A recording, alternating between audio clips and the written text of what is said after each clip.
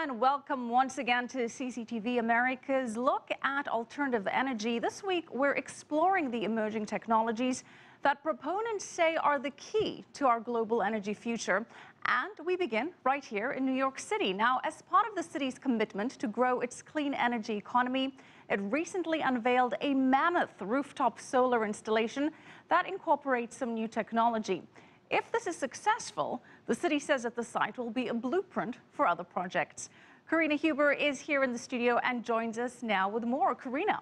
Yeah, that's right, Michelle. The company that commissioned the installation is called Jetro Cash and Carry, and it provides food to grocery stores and delis, so it needs huge spaces to store its food. And it also has substantial energy costs because it has to refrigerate so many of its items. Well, for about 3 years now, the company has been looking for ways to slash its electricity costs, and it has taken a shine to solar.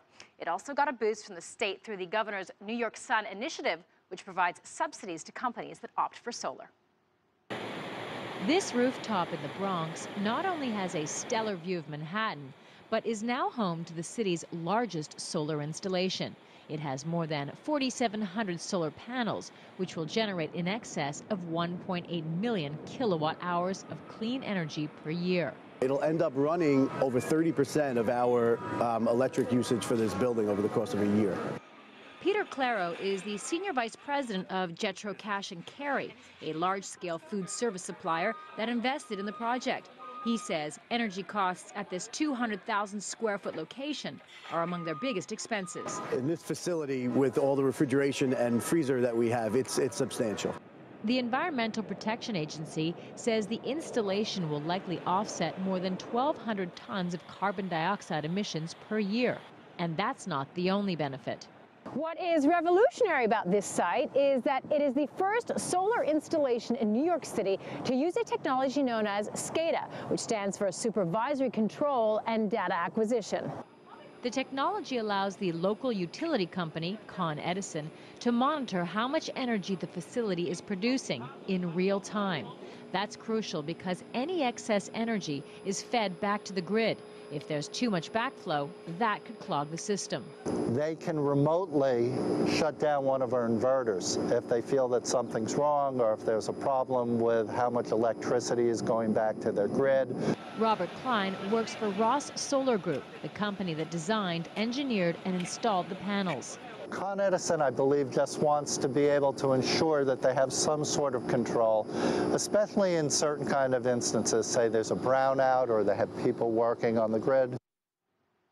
Now, Con Ed is paying close attention. Experts say the technology could help prevent shutdowns like the one that occurred during Superstorm Sandy here in New York. Michelle?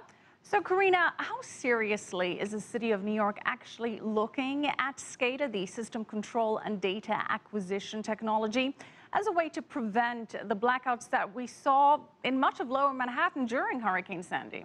Well, as we witnessed, Michelle, you and I, in Hurricane Sandy, New York's grid needs a serious overhaul. Almost 60% of the state's generating capacity and almost 85% of transmission facilities were put into operation before 1980. So it's really time for an upgrade.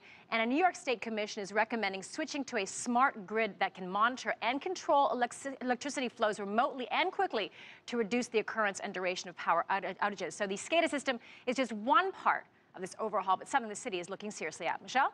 Karina, the city is definitely in need of a big overhaul there. Basically, everything from 39th Street down was in total chaos. Fortunately for us, we live uptown. All right, thanks so much, Karina Huber, live in New York City with us.